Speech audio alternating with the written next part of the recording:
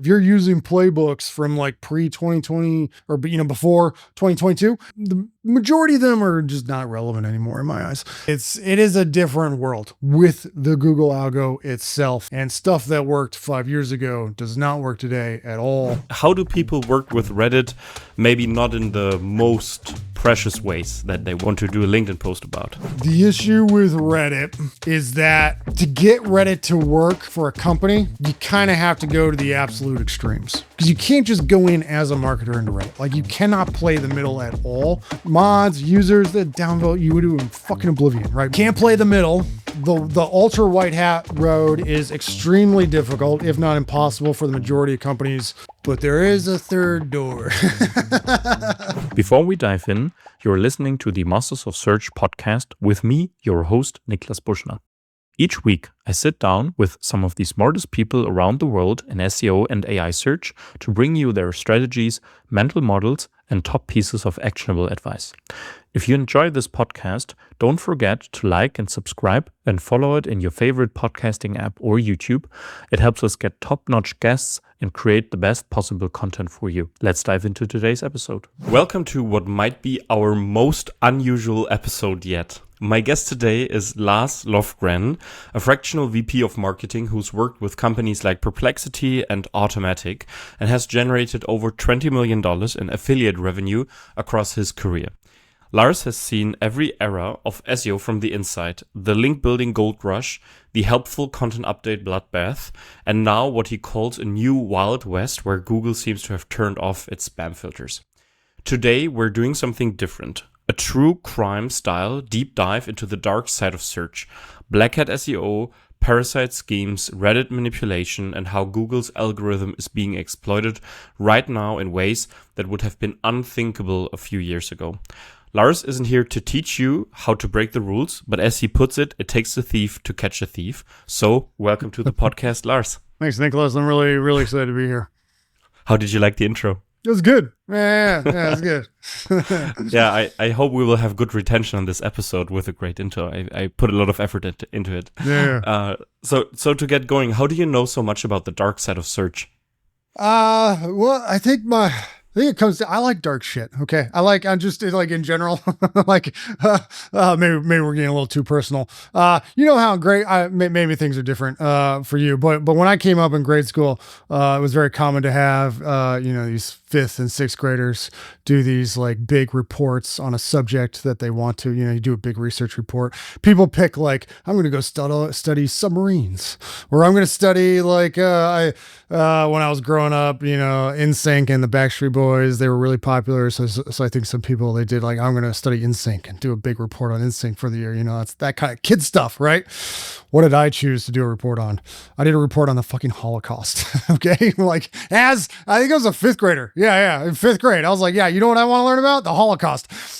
So I've always been drawn to like really dark stuff in any venue. So yeah, in marketing, what am I drawn to? What do I dig into when it comes through my universe of stuff? What do I latch onto and be like, oh, I want to learn more about that. Who is this person? What did they just say? What is this blog post? What is that YouTube video? What is the podcast?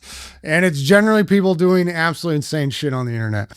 And some of it's entertaining, some of it's funny, some of it's just awful, and they're horrible people doing horrible things. That happens sometimes.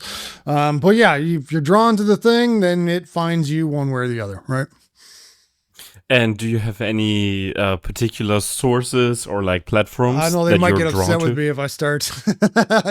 I mean, if you want a starting point, go look at my Twitter profile, look at who I follow, and then just start looking through people. If there's an internet marketer doing some crazy stuff in there, that'll probably get you pointed in the right direction.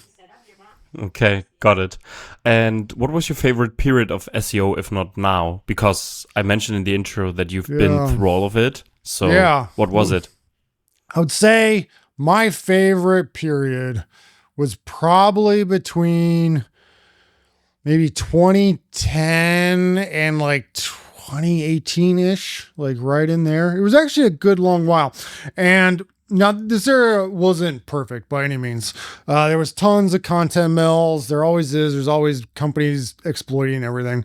Affiliate marketers were just going like full bore. They were just exploiting the hell out of everything. But all that said, there was also an era where if you wanted to do it the right way, in other words, high quality content from someone that really knew what they were talking about, if you were willing to just grind it out, really focus on, okay, what are users looking for? I'm going to go make them really happy. I'm going to work harder than any other company is willing to work.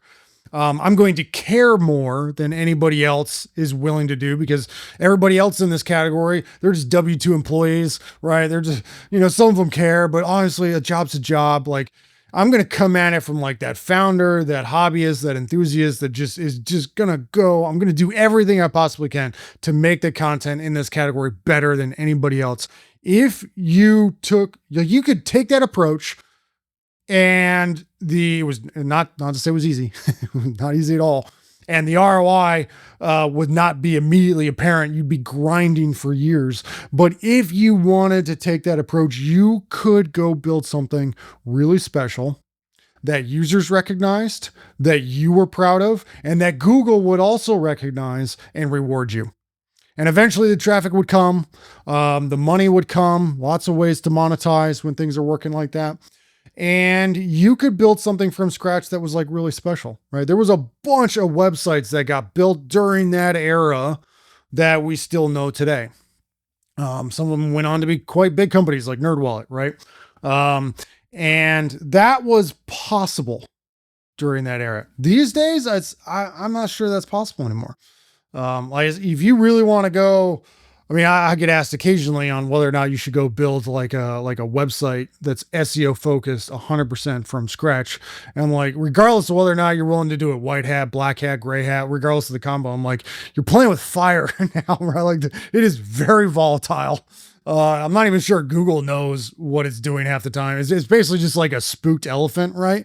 And how do you deal with a spooked? I don't actually know how you deal with a spooked elephant, but I assume step one is get the fuck away from the spooked elephant, right? You don't spend time around an elephant that's scared out of its mind. And that's Google, right? Tons of people are getting hit by accidents. The algorithm is all over the place. There is a pattern in the madness. But if you go in with like, hey, I'm just going to do the right thing, and Google's going to recognize that, and then I'm going to get rewarded down the line.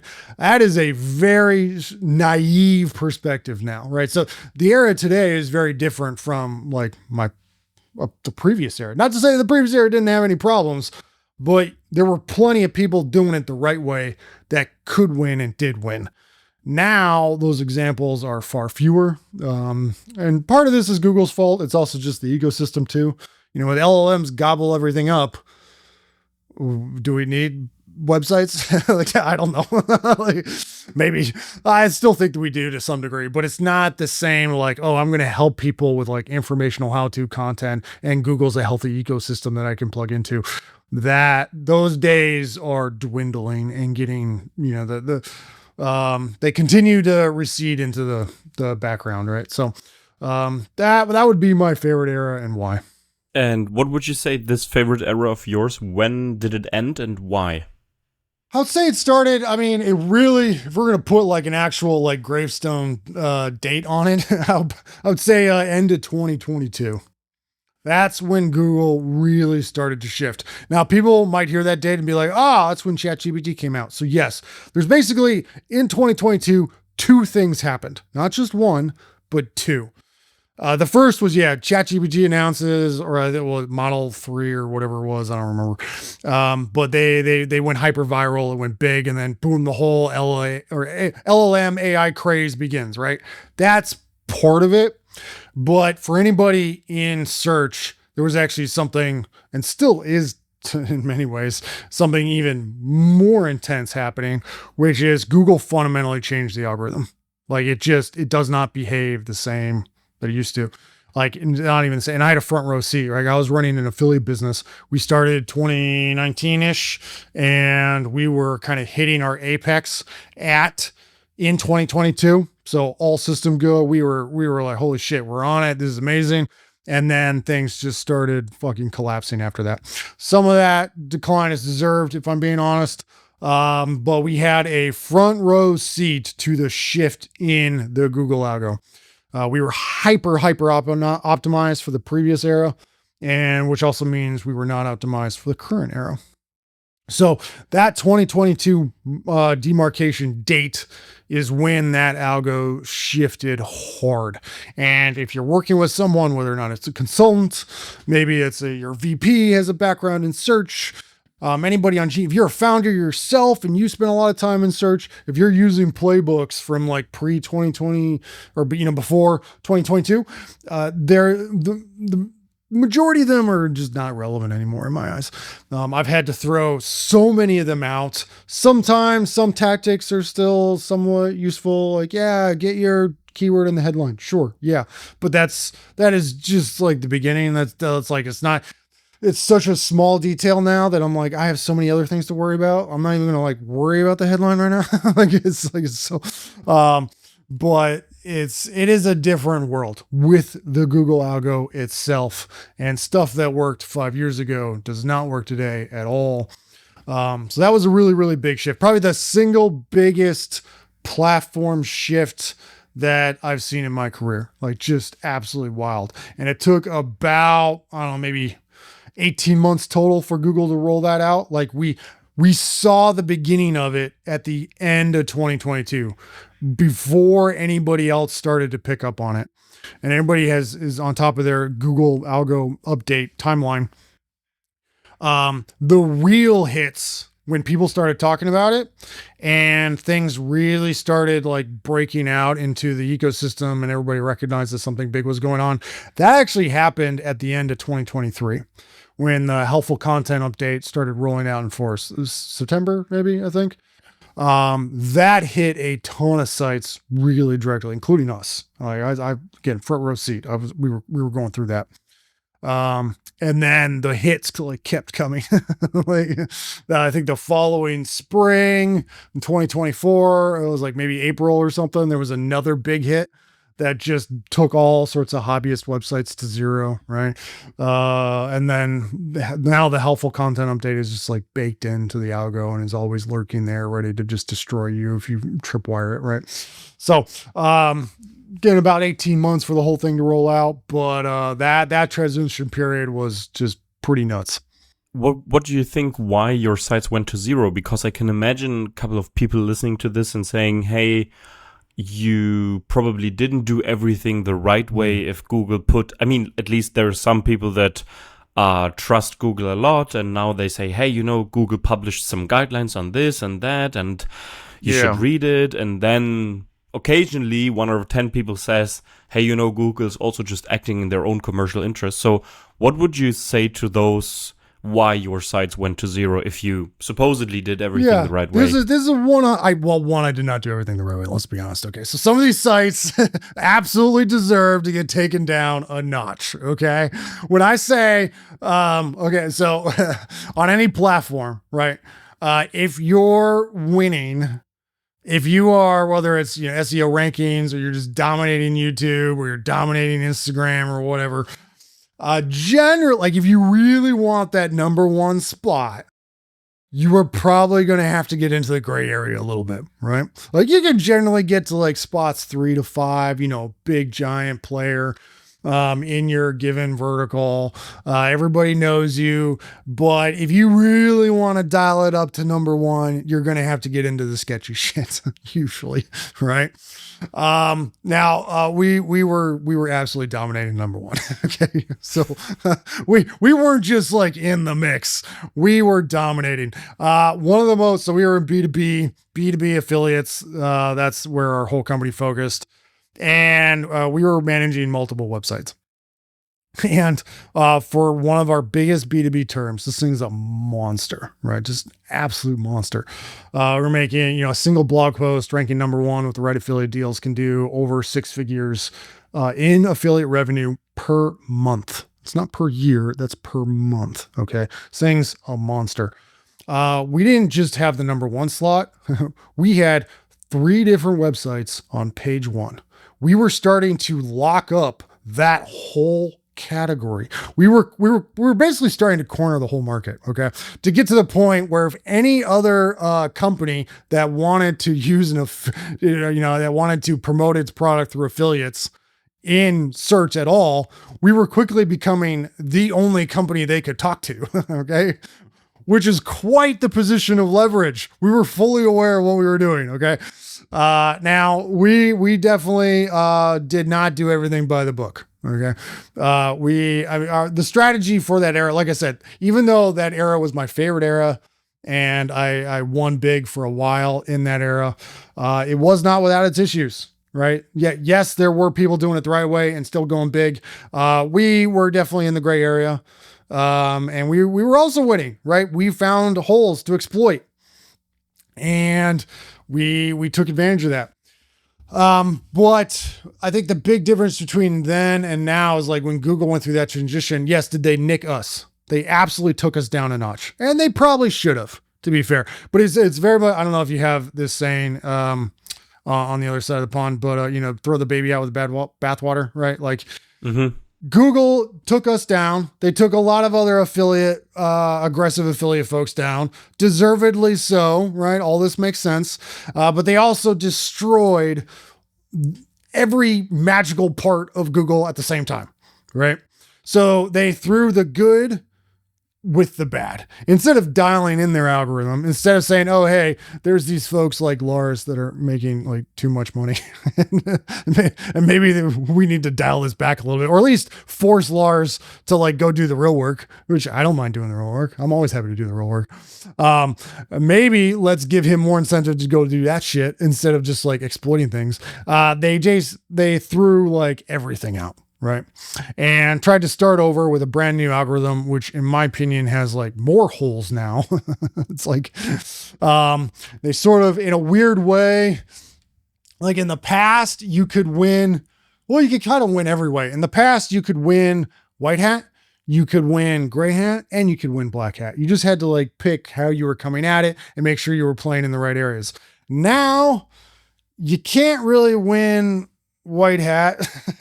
You can't really win gray hat, but black hat is like open season now. It's like kind of fucked up. Or like you can sort of win white hat, but only if you have a massive brand and you have like really mechanical content and you're like, okay, well, what's the fun in that? I don't know. So anyway, it's just a really weird environment now. So yes, they took us down. They should have changed it. They did change it. But I think they changed it in a fucked up way. Things that are different now, or what took us down specifically.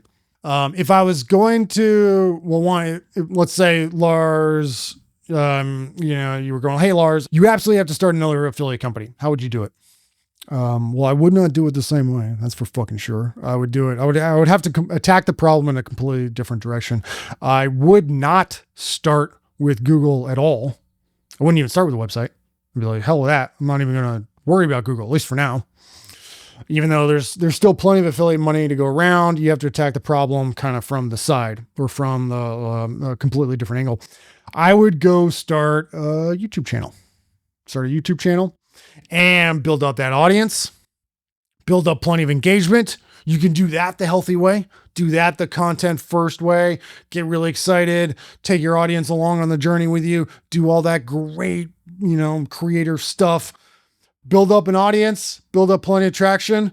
And then when you're really starting to become a player in your category, whatever, category you're going after, then come back to Google. And that is what I've noticed across clients. It's what I've noticed on my own sites. It's what I've noticed on who's winning. Generally, basically Google dialed back their, the weight that link building has on any given site, right? They dialed that way back. Not to say the link building doesn't matter anymore, but they dialed it way back. It's no longer the cheat code that it used to be. Because that's the model that we used previously. And that's in that golden era of kind of affiliate SEO. That's basically all you needed to win. It's like, could you build better high quality links without getting caught by Google? And if you could do higher volume, higher quality without getting caught, then you won, right? It was a very simple playbook. It was an execution playbook. And yes, that's an exploit. That is no longer the case in my eyes. You cannot go from 0 to number 1 just off of link building. In fact, when we started to get hit, we really ramped up link building and in an attempt to save some of these sites that were starting to sink. Didn't do shit, right? I built so many links in 2023, like crazy, high quality, amazing links. And it did not slow anything down at all. Okay. So link building was the previous loophole. Well, now the new loophole is like cross-platform. And whether or not you've built your entity up across multiple platforms, or at least one solid platform that is not Google. So basically Google has taken their authority measurement, which used to be their link index, and they've now shifted it into, or outsourced it to other platforms like YouTube or Reddit or LinkedIn or Instagram or whatever it is. So if you build up your entity on those other platforms and you come back to Google, you can just commit SEO sins left and right, and Google doesn't care. Your site can be trash, your page speed can be awful, your content doesn't even match search intent half the time. But Google's like, this entity is trustworthy, right? And I use the term entity very deliberately. It's entity, not brand. Right, because brand, just everybody can get like, people can get a little sloppy with that term. They think like, oh, I just need to go build the brand of my company. I'm like, no, yes, no, right. That brand needs to map to an online presence.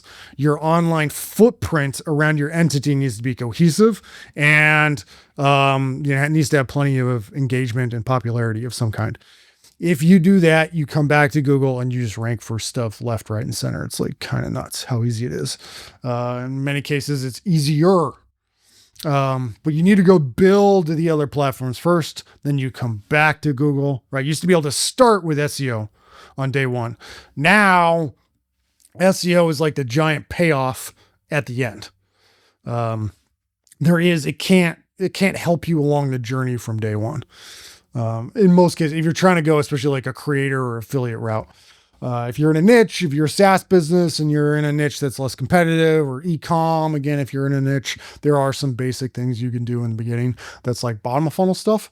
But once you've hit that, if you want to keep expanding your marketing funnel, you need to go elsewhere, right? You can't just build up this content engine like you used to, even if you're doing it the right way, even if you're investing insane amounts into the editorial quality, sort of doesn't matter anymore.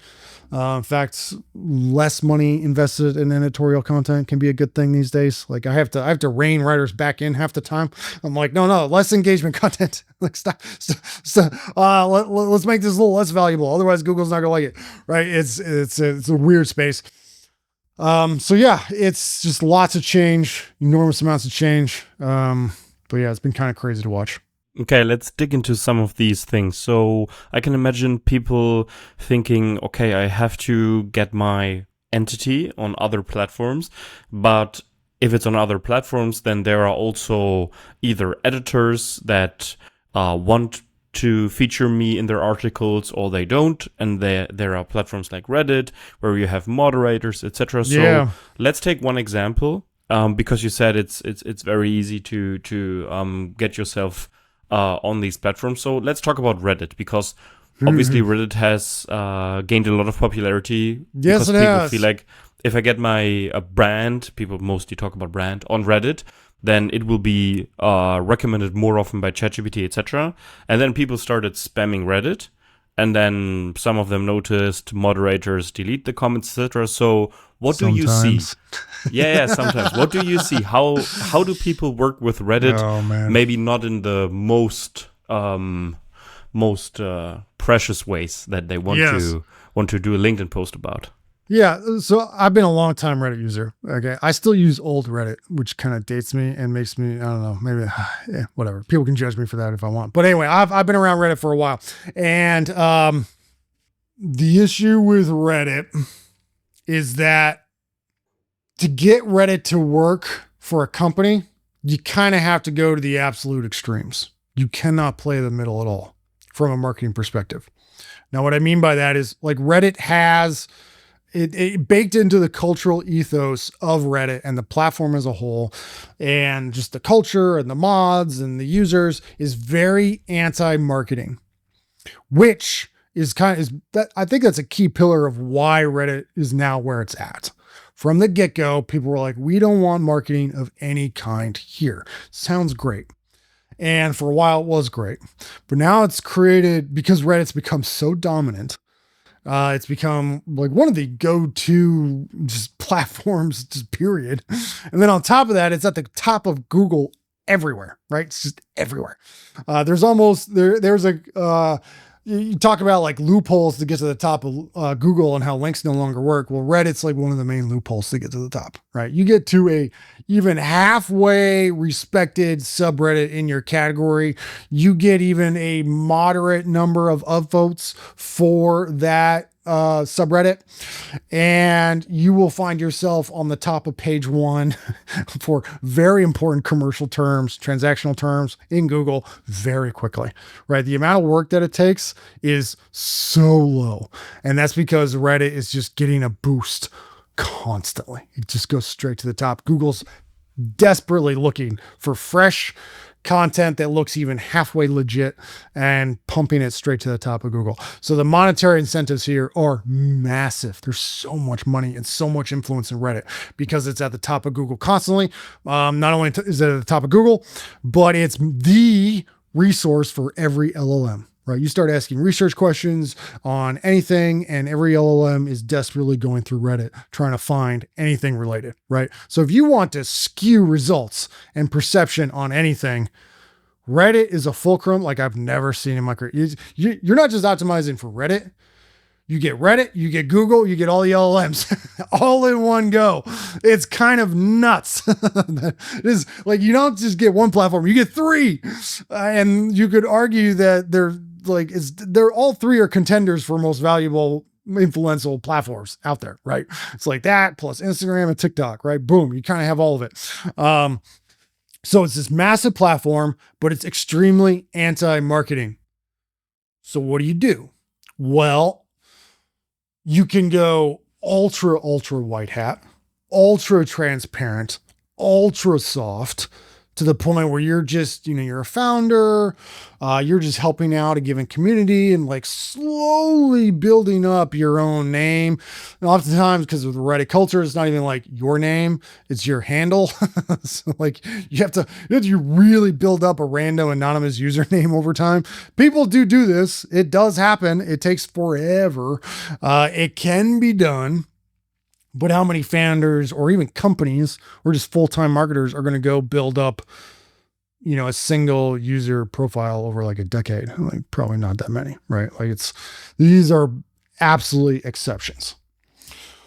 So that's one option, right? Ultra white hat. Maybe if you have a lot of excitement around your company, maybe you get a branded subreddit going. That's really tough. Building communities is so hard, so brutally hard. Even if it doesn't matter what the platform is, if you're just trying to build like an actual fan base around your company, it's crushingly difficult, especially if you're not hot or there's not a lot of excitement around your space.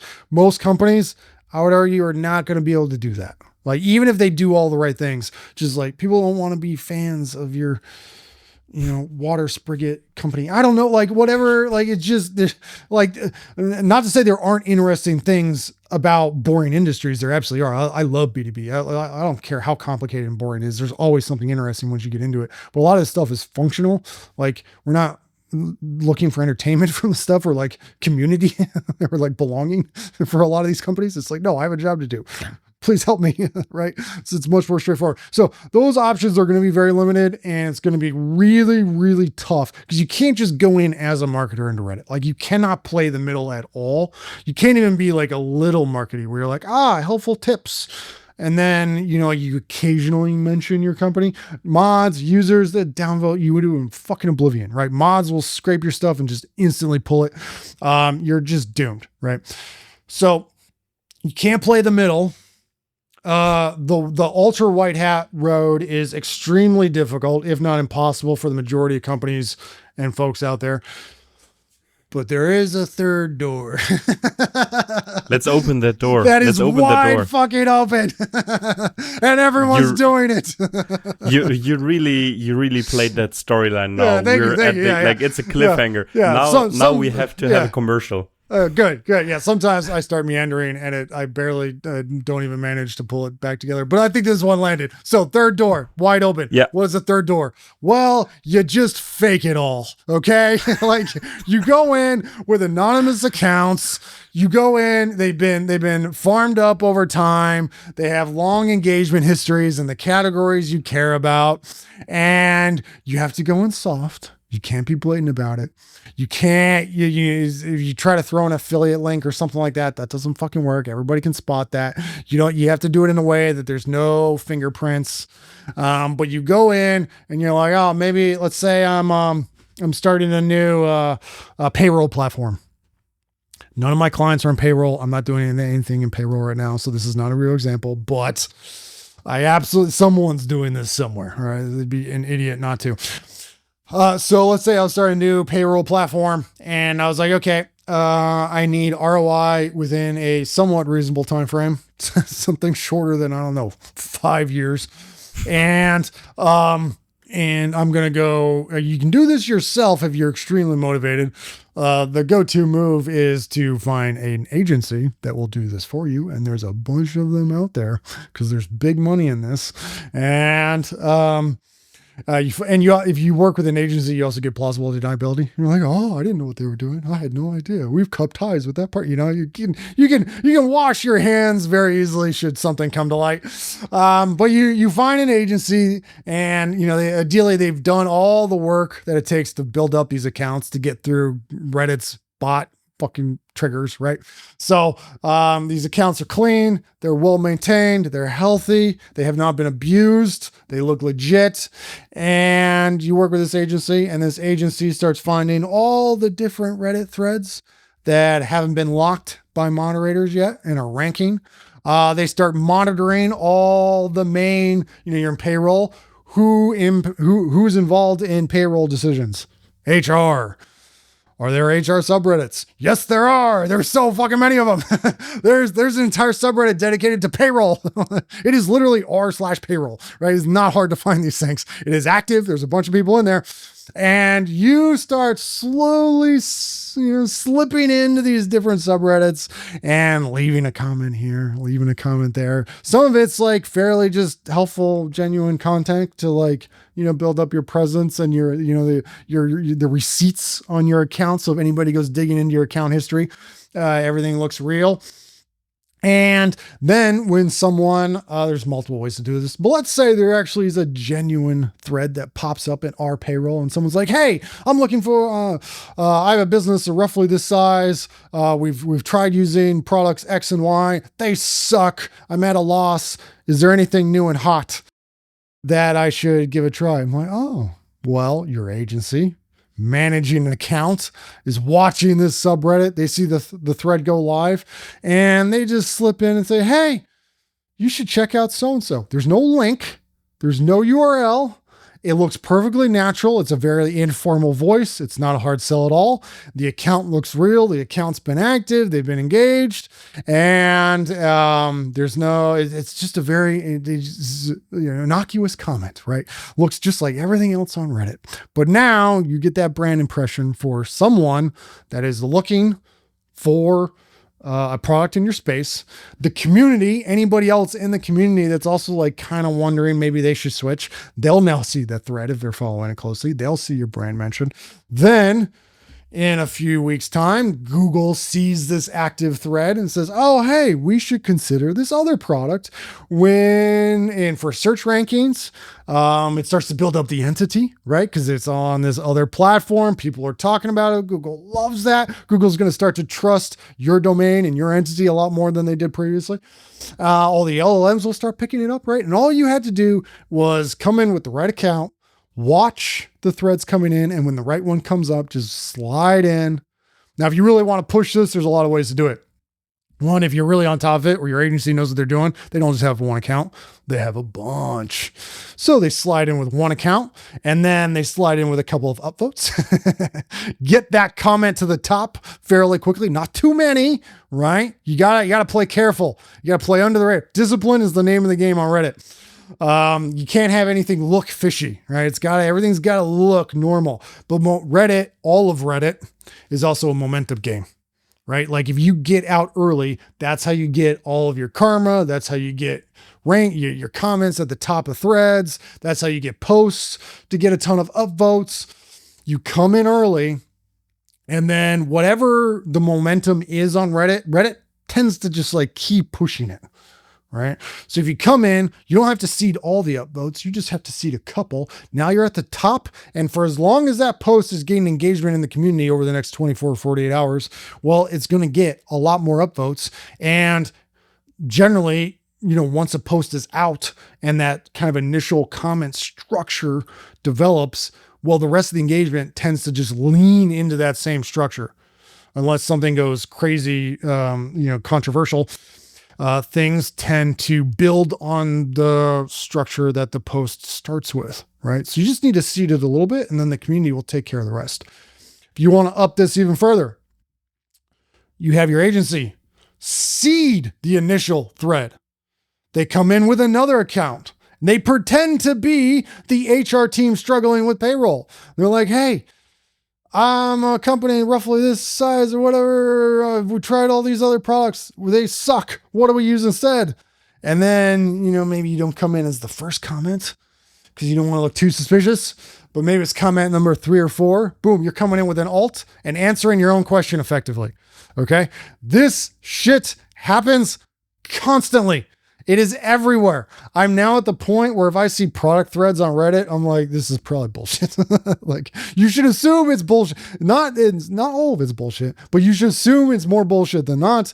And you'll be right the majority of the time. What Reddit agencies are doing around this stuff is pretty intense. People say, oh, the mods will catch this. You can sniff it a mile away. No, you can catch the shitty ones from a mile away. Okay. The ones that are good, that care, that put real effort into this, they look like everything else on Reddit. They merge into the background. They don't leave any fingerprints. If you go digging, you don't find anything. I love digging up scams and bullshit on the internet. And this is the type of stuff where if you care and you're doing it right, there's nothing to find. No one will find any fingerprints at all if you've done it the right way. Agencies they have like multiple people working on like humanizing content, right? So that it matches the exact voice. It's not some marketees from some marketer and some corporate tagline. Like, no, it looks like just users. It's got spelling mistakes. It looks like someone's just writing it, like on their phone, on the bus, or like in the checkout line, and they're just ripping off comments just like the rest of Reddit, and you'll never catch it. So this stuff is rampant, and that's like kind of the mild stuff. That's the most common stuff. I know people that have queued up, like they've deliberately poked communities intentionally and stirred up like controversial, like civil wars, like within communities, and getting like infighting and conflict in order to get certain things to pop. Right? Like you can get like really malicious with this stuff if you really want to like full on manipulation. You don't even have to do that, but just the product threads will keep everybody busy for a long time. I mean, that's where the money is anyway. And like I said, I'm in B2B. I'm in a lot of like random niches. And Reddit, like you don't need that much. This is the crazy part. You can get to the top of Google with like 5 upvotes on like extremely important terms that move 6-7 figure deals. It's fucking nuts. And no one's checking. It's insane. So yes, Reddit, Wild West, lots of sketchy stuff. If something is ranking on Google via Reddit, you should assume that it was planted there, because most often it was. Okay. For the record, Lars does not recommend to do it that way. He just describes so everybody So I'll give you my risk speech on this. Yeah. Okay. If you were to do this, let's say you worked with an agency or you did it yourself, you did some of this Reddit manipulation, and you decided to do it with your brand or your company. Today, I don't know anybody that's gotten burned by this, to be fair. As of this moment, the risk is exceptionally low, especially if you're not sloppy about it. Like you might piss off a given moderator or a community, and maybe that does a little bit of damage. But we all have ADD on the internet right now, and probably will forever. So I don't think anybody will remember, and I think the impact on your brand will probably be pretty minimal. Also, I don't know of any platform risk. So even if you went too hard and you were exposed, is that going to ding your entity or whatever you're doing in Reddit permanently? I don't think so. Is that going to lead to any Google manual actions or Google algo hits? No. Google's not currently looking for any of that stuff. Now that is as of this moment, right? Google, actually, there is a Google search update going on right now, I think. So maybe that update has something baked in and I'll change my mind in a week. I don't know. But regardless of what happens in the short term, at any moment in the future, Reddit, Google, any other platform could wake up and say, oh, hey, maybe we should actually care about what's happening on Reddit. Maybe someone needs to actually be paying more attention to all the manipulation going on. Maybe we need to bake into some negative consequences into how people are working on this platform that is now the fact of truth for everything, I guess.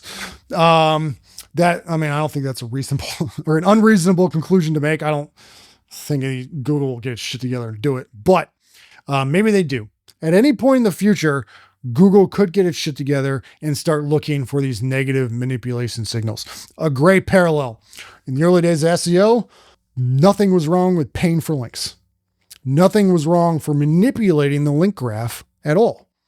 And I'm sure people during that era made tons of arguments like, how would Google ever find, how would they ever know I paid for this link, right?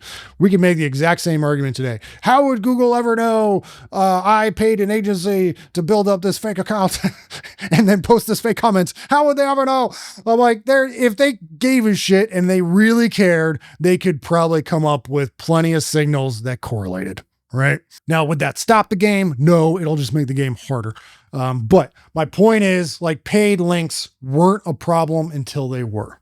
Now, it's not to say people stopped paying for links entirely or stop building links, but you had to be way more careful about it. You couldn't just go on some paid link platform, pay a bunch of links and rank, right? You had to be very careful. Remember earlier on, I was talking about our strategy for ranking and dominating, the affiliate area of SEO, which is who can build more quality links at volume without getting caught, right? Google shifted so that there was risk and you had to play ahead of that risk and be careful with how much you brought on. Right now, there's essentially no risk with anything you're doing on Reddit, but that could change. And now everything, if you are doing manipulation, you could wake up tomorrow and everything you've been doing could now become a serious fucking problem. That can happen. That might happen. I think the odds are low because I'm not impressed with Google's execution these days or Reddit's, to be honest. What's the likelihood of this happening? Again, low.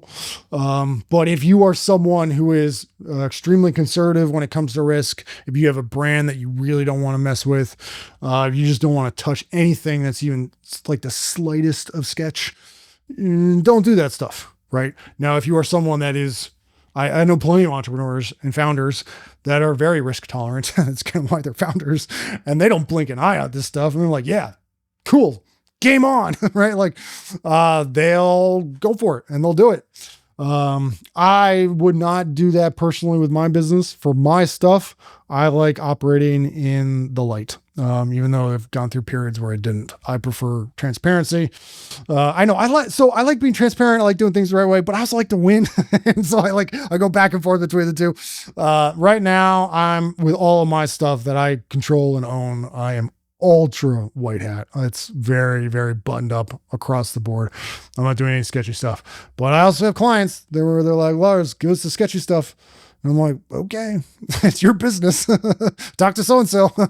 They'll get you squared away. Right. So, that's my be careful. You're playing with fire on Reddit speech.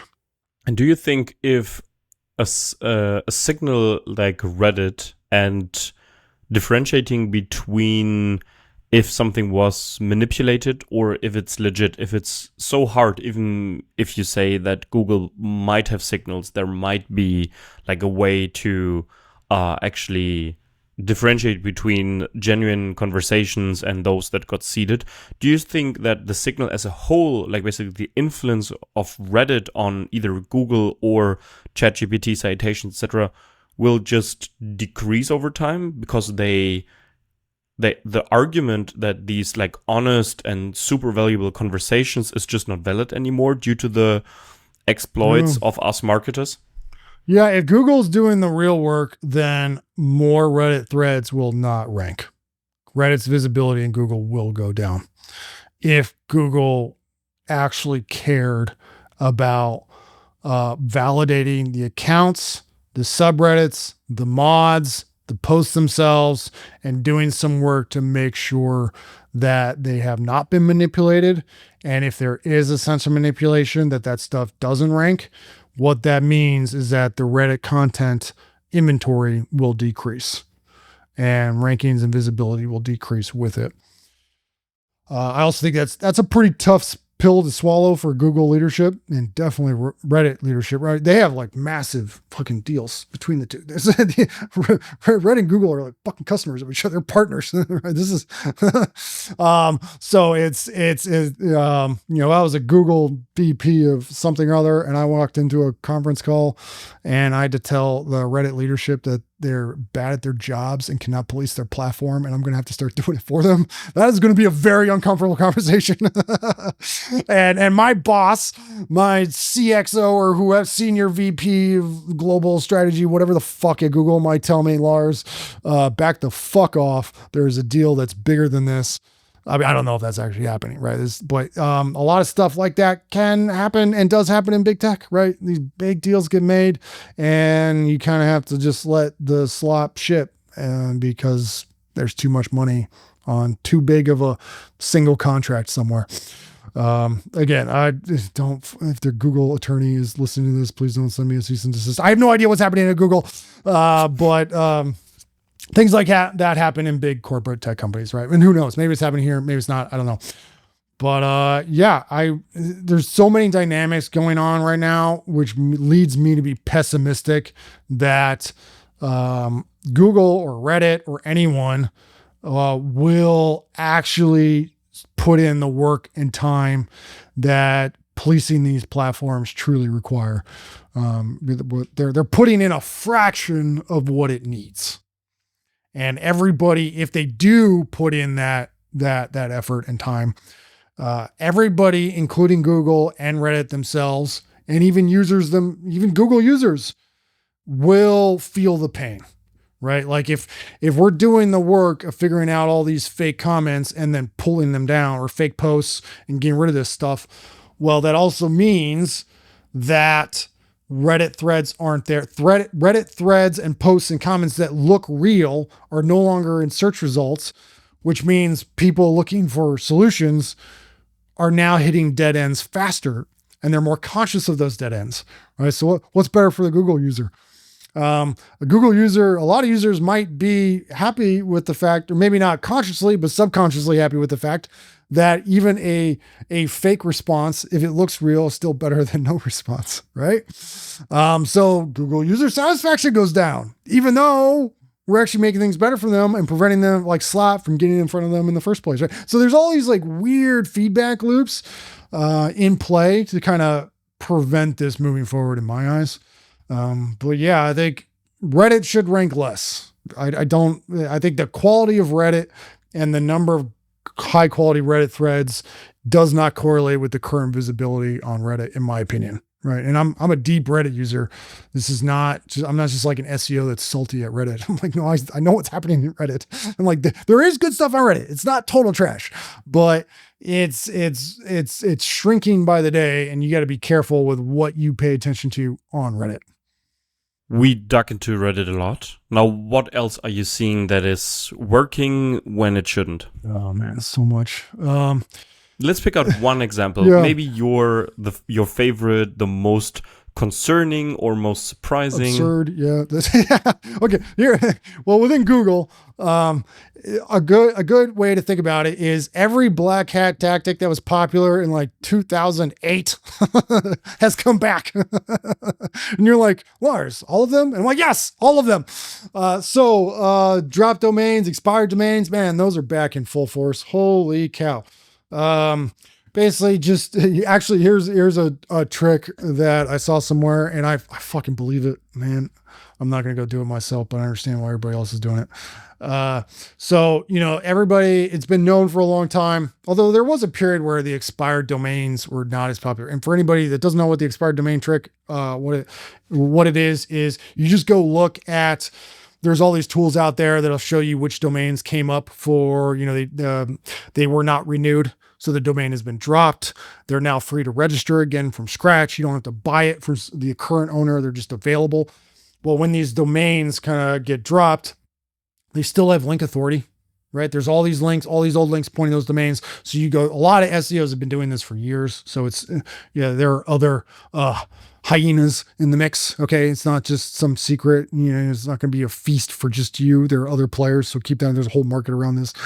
But the whole point is to find a domain with high quality links, preferably somewhat relevant to what you're already doing, re-register that domain from scratch. You now own it for whatever the fee is, the $15 or whatever. And now you get all that domain authority and you can start redirecting those domains to whatever pages you need to on your site. Your homepage, particular money pages, supporting pages, do all that stuff. And that stuff is working and it has been working for a while. And it came back in like full force. The new twist on this, which I think is interesting, and I 100% believe it, is you don't just look for domains that have old links that are valuable and relevant to what you're doing. You look for domains that potentially have no or very few links, but have a very established Google business profile, preferably with reviews. Right now, it's like some cafe that got shut down. There's a ton of these, right? Small businesses, retail businesses, they're always churning. They're always going out of business. A lot of them don't build any links. So if you just look, it's like a simple link building tool. Like it comes up as nothing. So a lot of people overlook that stuff, especially other like domain and black hats, they don't see it. But if you're checking Google business profiles, there's a lot of authority baked into that entity. Again, right, it's not domains anymore. It's the entity. Google business profiles, they really build up that entity. Those reviews, oh yeah. So you take that domain, you do the redirects. In a lot of cases, from what I'm hearing, you get some pretty nice bumps. So that's popular at the moment. Another one that is really popular is like just press release, like Parasite SEO. So there's, all these news organizations, you can do these like press wires through them, press release wires, right? And they'll charge you a fee. Sometimes it's like a couple $1,000s. I think Reuters does this. And I know a bunch of SEOs that are just like, why try to rank, do all the work of getting our own domain to rank when we can just go to Reuters, pay a couple $1,000, do this press release. All of our affiliate links are baked into that press release. And it just goes to the top of Google, right? It's fucking insane. So there's a lot of stuff around. There's all the press release stuff is very rampant at the moment. The expired domains. I know a bunch of people that are just buying links left, right, and center. Okay. I gave a whole speech about how dangerous links are. Well, they were. It almost feels like Google stopped paying attention to link building. Now they did dial down the influence of link building. So maybe the rationale was like, oh, links don't carry as much weight. We don't have to check them all anymore. We can save ourselves a bunch of compute time, right? Well, for the instances where they can still move the needle, now you can, like, I'm seeing sloppiness in link building like I haven't seen in over a decade. Right. And if you look at top ranking stuff, you look through the link profiles and the link building is so blatant. Like people are doing stuff I never would have done, even in the height of the affiliate SEO era. Right. It's just so blatant, so obvious. And Google's doesn't seem like they're checking it. Doesn't seem like they care. Oddly enough, if I was to summarize what will kill your domain these days, it's usually content. Like when I look at sites that are suffering, when I look at sites that were doing well and then have tanked, that are struggling, it is almost always a content problem. It used to be links, right? That's why there's a whole generation of SEOs that got so paranoid around link building. Even if they were willing to still get into sketchy waters, like they got paranoid and really kind of religious about like, let's make sure that we don't get caught in this stuff. Now you can be sloppy as hell. But if your content is not super dialed in, if you just stretch it a little too far, you will nuke your whole domain. And it takes months, if not years, to come back from that. So it almost like the the whole risk model on SEO flip-flopped, right? For the bulk of my career, it was like, you can always fix content, but you can't fix your link profile. So do not fuck up your links. Now it's flipped. Google doesn't seem to look at the links at all. But Google's definitely paying attention to your content. So when you're considering like a content expansion plan, oh my God, do you need to be paranoid about where you're pushing into, how you're doing it, and you better not stretch too far. Otherwise, you're going to go through a very rough patch with your rankings. And if your rankings tank, all the LLM mentions go down with it, right? They correlate, right? So it's all the foundation of the system. There's a lot of overlap there. So you're not just fucking yourself on one platform. You're fucking yourself in ChatGPT and Claude and Perplexity and everybody else. So you gotta be really careful with this stuff. And content is where the bulk of the risk is in building up like an entity or domain with any of these like search systems at the moment. If you would want to do it right and not wait like 5 years, for example, with genuine Reddit engagement and being the helpful founder that has like no timeline, no deadline at all. But you want to have results in a reasonable amount of time, and maybe your risk appetite is okay, but you don't want to engage in something that is like obvious manipulation. Yeah. And you would be tasked with that for like a B2B software product, somehow AI native, fresh company. I don't know.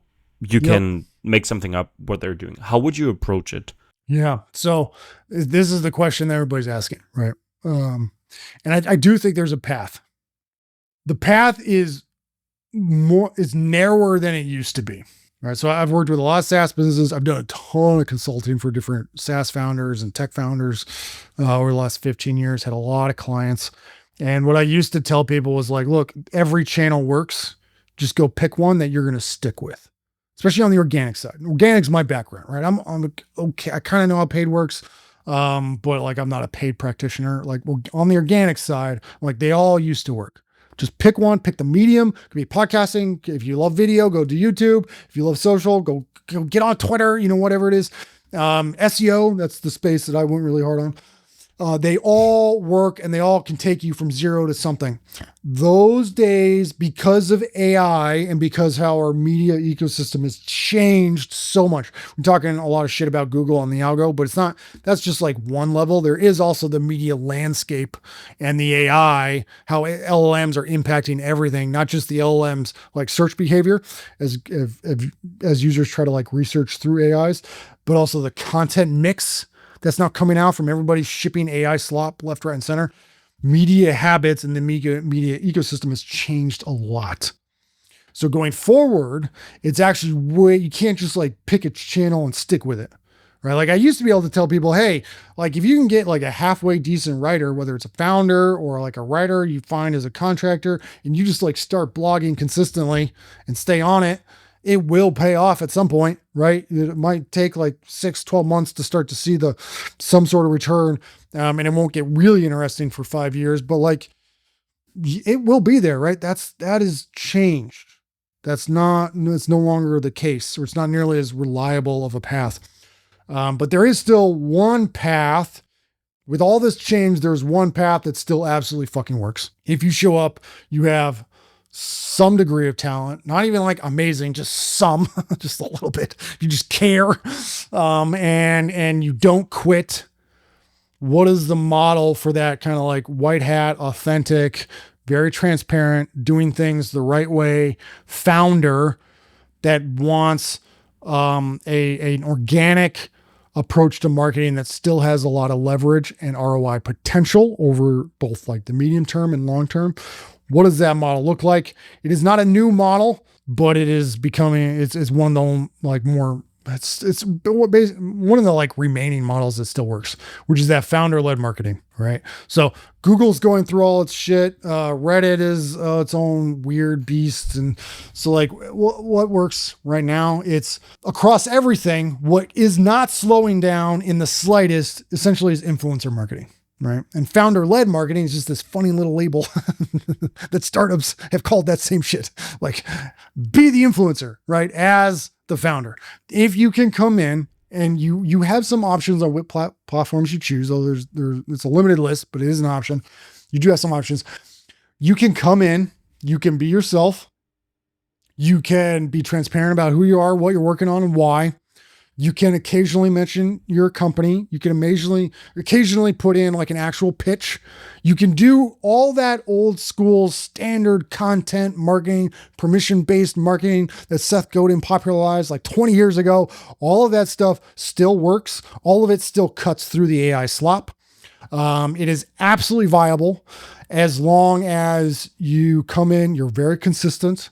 You put on that influencer hat and you don't fucking quit, right? If you keep going, it will pay off. And I'm doing this myself. I'm not just some like thought leader pontificating on like a random fucking podcast. Like, no, I'm doing it myself and I'm seeing it.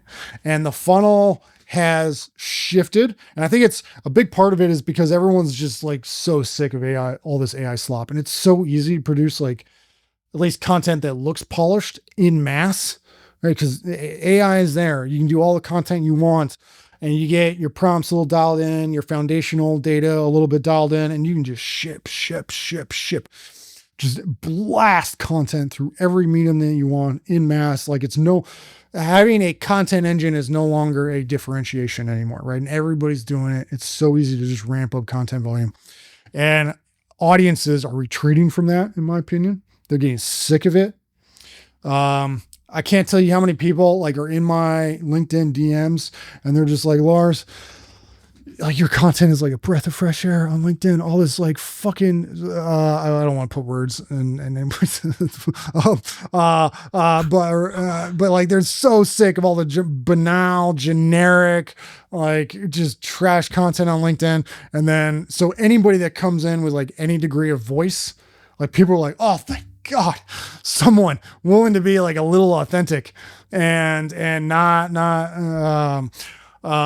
just like play into all these like ridiculous content memes and trends and just recycled content that we're all bored to tears with. Like if you can come in as yourself, authentic, transparent, and you don't quit, you got to keep at it. You will get there. So I think like going forward, whether it's for an individual founder or even like I'd say the same thing to a marketing team. If I'm talking to an organic marketing team, they're like, Lars, what is the cutting edge of organic marketing? I'm like, well, you take your entire organic marketing team and you all put on the influencer hat, the whole fucking team, the VP, all the full-time employees. You basically say, okay, I don't work on the blog anymore. I am now an influencer at this company. All the follow-up questions to that statement are questions you need to go answer, right? So like, okay, if I'm an influencer, what am I doing with my day-to-day? What's my specialty, my influencer specialty at this company compared to all the other full-time influencers on this team, right? You go answer those questions. You now have your organic strategy, right? Some people are going to go focus on speaking slots. Some people are going to do podcasts. Some people are going to do LinkedIn really hard. Some people are going to do Twitter. Some people are going to do a mix of 2 to 3 of those things. You'll occasionally do some blog posts when they make sense. You might do some occasional workshop for your customers, all to build up your own brand presence, your own personal brands, your own channels, your own personal channels, not brand channels. Nobody listens to brand channels. They haven't forever. Even if you have a branded YouTube channel, it's like, okay, who are the main characters on that channel? Is it going to be your founder? Is it going to be someone on the marketing team? Who are those identities? You go answer those questions and you're going to find a path forward. But it's now like really dialing in on that person, right? The personal identities from your company and who are the personal identities that are going to represent our company. And you go figure that out and you will have tons to do. There will be tons of lead flow. You'll be able to build an entire brand from scratch if you want to. A couple teams that are doing this really well right now. I've always had a lot of respect for the Ahrefs team. They've been doing this forever, even before it was cool. So many of them are LinkedIn with a lot of great content on LinkedIn. A newer team that is up and coming that's like crushing it is the Beehive team. They're all over LinkedIn. A bunch of them are. And like, that's kind of the new organic, like influencer based team sport model of organic content marketing. It's very B2B, right? There's plenty of incumbents in the newsletter space. They're going head to head with Substack and Kit and MailChimp and everyone else. And they're, from what it seems like, they're doing really well, right? So you could follow a very similar model, and it can be lean. You can start with one person. You can do it part-time as a founder. It has tons of leverage on your time. But when you start, of course, if you don't have an active audience, it's going to be shit, right? The traction is going to be essentially zero. So you got to get the ball rolling. You got to get a little momentum. But if you get into it and you get going, like my personal accounts were essentially dead 2 years ago because I built an affiliate company. I was working on something else. I wasn't doing my personal brand. And then AI comes out. I'm like, oh shit, all company content is fucked. The only content that's going to survive is like from an individual person that you trust. So even in B2B content marketing, like how do you operate through individuals? That'll get you somewhere interesting. And that's where I would be exploring that model. If I was building a SaaS startup today, where I was the first marketing hire at a SaaS startup or some B2B tech company of any kind, that's the model I would be going down. Now, Lars, we covered a lot of ground. What didn't we talk about that we should have talked about? So there is so much doomerism and hype because of AI and marketing and like, oh, are we going to have jobs? Are startups even going to exist in a year once Claude rolls out some new feature set that blows us all up? Maybe, I don't know, some categories will go through that. When the AI like viral hype moment like hit, I was deep into affiliate, SEO, and or like content, right? So of course, I think content marketing was one of the first to go through a very existential crisis because of AI. Like the first time you're in Claude and then you put in a prompt and you look at it like a pretty good blog post, you're like, oh shit. Like, why are any of us going to have jobs? So like I had a legit like career crisis. I don't know, about 2 years ago. I lost my company.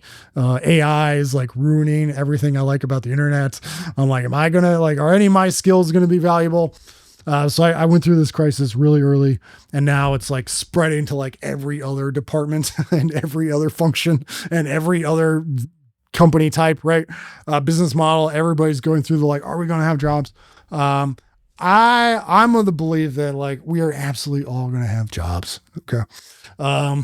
Some companies, there will be results at the extreme. Some companies will win like crazy big because of this AI moment. Some will get absolutely crushed. What was that? That's that textbook company, Chegg or whatever, for college students. Like they got absolutely obliterated. And you're like, yeah, once you can just get any summary about any homework assignment from ChatGPT, like why are you going to rent a textbook? Like it makes sense. Some spaces are going to get absolutely crushed, and that is unfortunate. I think the bulk of companies, jobs, everything else, I think it's going to be okay. We're all going to have jobs. Like AI is just AI. It's just another tool, right? I think we are going to spend the next decade like shifting different workflows around, right? Rebalancing the weights across everything. In some areas, especially like engineering, the output has gone up like 100x, like in the last 6 months or whatever it is. So great, but that doesn't necessarily mean your company is 100x effective, right? Engineers can write code all day long. They can have AI write code 100 times faster. But if that's not what customers actually want, is that going to move the company forward? Fuck no, right? There's all sorts of really critical elements in a given workflow, in an operating model, across a company that are absolutely mission critical. And if anything, some of them have become even more important. Like I'll give you an example on marketing.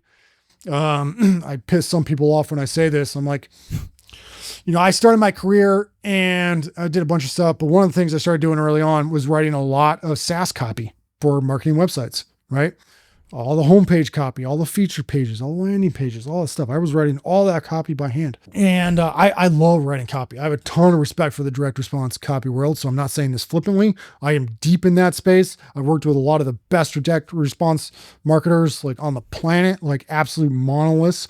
And I've gone deep enough to copy to understand like these people are so fucking good. I'll never be half as good as them. Right. But I also understand like how good they truly are. Right. Like, so I have deep respect for this field, but I think the days are gone when you need an individual marketer on your team writing the majority of the copy for your website. Like, you just don't anymore. But what do you really need on the marketing team? Where's that work shifted? Where's the bottleneck now? I'm working with like a B2B fintech company at the moment, and their product velocity is insane at the moment. Like, holy fuck. I'm so impressed by how fast they're shipping, what they're shipping. Quality seems like it's there. They have a really good read on the market. I'm like, oh man, you are all moving. Like, it's just insane the speed that you're moving. It's moving so fast that the product is constantly out of step from like sales, marketing, all the agencies working on behalf of the company, right? There's a huge group of people that need to stay in sync, but product is just ship, right? Well, someone's got to plug that hole. So what is that role traditionally? Product marketing. In the past, building a startup, not to degrade product marketing, but like you could kind of neglect it for a while, right? Like if you're building a startup, like what's really important? Lead gen. That's where like all the money goes, is just generate leads for sales, right? And product marketing, once you get big enough, it becomes like a real bottleneck. But for a while, like you could kind of get your way through it, right? Like product would only ship so fast. You could basically, with a few well-placed emails and occasionally internal webinar or like demo, you could like kind of keep everybody in sync for the most part. But now with the product velocity, like it doesn't matter how many updates you do, it's just moving too fast, right? Especially, and if you're not having like an in-house copywriter write all of your copy, you can have AI do it. But what does AI need? AI needs really strong foundational docs. They need accurate product documentation. They need accurate positioning docs so it knows where to take things. If you tee AI up with high quality documentation, it can write all the copy for you, especially just like standard marketees. Like, okay, here's our feature. Here's how it works. Here's a problem solution parent, right? Like this is not like you can get decent copy and it's not that fucking hard. As long as the positioning and the product brief and the, how this product feature works and all that stuff, all that's sufficiently documented, AI can spin it into whatever you need on the marketing site, all your landing pages, a bunch of your campaigns, a bunch of your promo material, your email campaigns, all that stuff, all your one pagers for sales, everything. But you need that foundational doc, right? You can't just depend on kind of the standard company osmosis to handle the product marketing function, even early on. Well, so these days, I would hire a product marketer, a hardcore product marketer, way earlier than I would have at previous rounds. Because like if the product's moving so fast, I need everything else to stay in sync. And if we don't have someone that's literally in every single fucking weekly update call with product and has seen what's happening and seen what's coming down the pipe and can make sure all the documentation is dialed in and is checking every detail, not just depending on AI. Like you got to be really paranoid with the foundational docs. Otherwise mistakes get in and then they just get replicated and it just spins out of control and nothing's consistent, right? If someone's in that role, well, boom, now you have all the foundational docs. Now marketing, all the channel specialists can just go to town, right? On any promotion, and you can do major product launches that with a footprint that I'd never be able to do in the past with a very lean team, as long as someone's working on those foundational docs, which in my opinion goes to product marketing now, right? So again, these jobs are still exist. We've just gone from, we need someone writing all the copy and worrying about positioning on the marketing site and doing it by hand, to take that same person, get them embedded with product and say like, okay, you're not writing the copy on the marketing side anymore. You're working on all these foundational docs for that, all the, that we're going to, all the other marketers and all the other agencies are going to spin AI on top of and get all their work done. Right. So we've just shifted around, and I think it's going to be true with business models. It's going to be true with a lot of our internal processes. It's going to be true with a lot of job roles. So while some things might get hammered, it's like, well, this other area, just one step to your side, is actually become a major problem now. And now we need to spend all that or take that time and effort from here and just place it over there. So I think that's going to be like the bulk of like this AI transition, right? It's not this like, it's not going to kill everything. It's not going to shut down all our businesses. It's not going to kill all our jobs. It's just going to shift where we need to spend our time. That's how I'm looking at it with my startup and the company I'm building. That's how I'm looking at it for my clients. And that's like, I don't buy into the hype, but I also don't buy into doomerism. I'm way more level-headed at this point on AI. But I am sick of the bullshit. I think other people are too. What a great take to land on. Lars, this has been great. Thanks so much for all the time, all the insights. If people liked what they heard and they want to see more, hear more, read more, what's the best place to follow, and who should reach out if they feel like someone with your approach would be great to help them with their company? Yeah, couple things. If you like my unhinged takes, I am most active on LinkedIn at the moment. LinkedIn is fire. If you're in B2B, LinkedIn, you can get as many leads as you want on LinkedIn. And if you like my shtick, then go follow me on LinkedIn or just connect with me. I accept any request. As long as you say like, hey, I listened to you on this whatever podcast, and like, okay, cool, yeah, I'll accept the connection. And DM me. I'm always happy to hear from folks. If you want to follow along more closely, I do have a website and newsletter, larslofgren.com. The email list is right on the homepage. That gets you into my system, and then any big updates always go out through there. If you want to reach out, who should reach out? I generally help. Most of my clients are kind of like enterprise SEO content level. So like Perplexity, Automatic, fairly bigger companies that are willing to go hard. I am happy, even if you're on the smaller side or getting going, I am always happy to help however I can, even if I can't help you directly. But if you're wondering, hey, what channel should we get into? Hey, do you have any agencies in this space that you'd recommend? Hey, does our marketing budget make sense? Feel free to reach out. Like a DM on LinkedIn is great. I am on Twitter and Blue Sky as well. So reach out. Sometimes I get on a call. Maybe I can just help you with a couple quick questions through DMs and help get you sorted. But yeah, happy to reach out if you're struggling with marketing and don't know where to spend your marketing dollars. Awesome. We'll put the links in the description. Lars, thanks so much for doing this. It has been great. I think we learned a lot, and I hope we delivered on the promise we made in the intro, but I'm pretty sure we did. For everybody, please leave a comment and let us know how you liked the episode. And Lars, thanks. Speak soon. Yeah, thank you.